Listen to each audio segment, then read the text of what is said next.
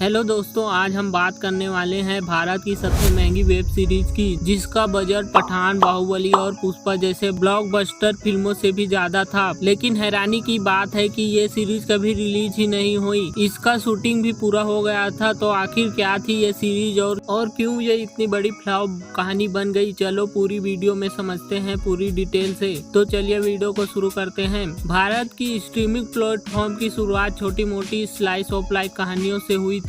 ये कहानियां टीवी और सिनेमा के छोटे स्केल पर बनती थी। जैसे जैसे समय बीता, बड़े स्टार इस फील्ड में आए और ओटीटी का प्लेटफॉर्म से बजट और भी बढ़ गया और बड़े बजट वाली सीरीज बनना शुरू हो गई। कुछ वेब सीरीज जो स्केल में बहुत ही ज्यादा थी और ये सीरीज तो फिल्म को टक्कर भी दे रही थी। और इनमें से सबसे बड़ी थी एक ऐसी सीरीज जो अगर आज रिलीज होती तो इतिहास रच देती। साल 2018 में स्ट्रीमिंग प्लेटफॉर्म नेटफ्लिक्स ने एक प्रोजेक्ट ऐलान किया था, बाहुबली बिफोर द बिगनिंग। ये थी आनंद नीलकांत के novel the rise of Shivagamini, Chaturanga और क्वीन ऑफ माहिष्मति पर आधारित एक मल्टी सीजन वेब सीरीज। ये सीरीज बाहुबली फिल्म की प्रीक्वल थी, जिसे एस राजामौली प्रोड्यूस कर रहे थे। कहानी थी यंग शिवगामिनी की, कैसे वो कटप्पा से मिलते हैं और अंत में बिज्जल देव से शादी करते हैं। प्रोडक्शन सितंबर 2018 में शुरू हुआ, जिसमें मृणाल ठाकुर शिवगामिनी के रोल में थे और डायरेक्टर देव कट्टा और प्रवीण सत्ता। शुरुआती बजट 100 करोड़ था, लेकिन फिर आया कोविड-19 और प्रोडक्शन रुक गया। 2021 में बॉलीवुड हंगामा के रिपोर्ट के मुताबिक नेटफ्लिक्स के मेकर ने पुराना वर्जन स्क्रैप कर दिया और नए सिरे से शुरू करने का फैसला लिया। मृणाल ठाकुर की जगह वामिका गाबी को नई शिवगामिनी के तौर पर लाया गया। नेटफ्लिक्स ने नए वर्जन को हरी झंडी दे दी और इसके लिए 200 करोड़ का बजट दिया गया। प्रोडक्शन टीम भी बदल गई और नए डायरेक्टर कुणाल देशमुख को हायर किया गया। लेकिन 2022 तक नेटफ्लिक्स ने इस शो को बंद कर दिया। सालों तक शो की दिशा को लेकर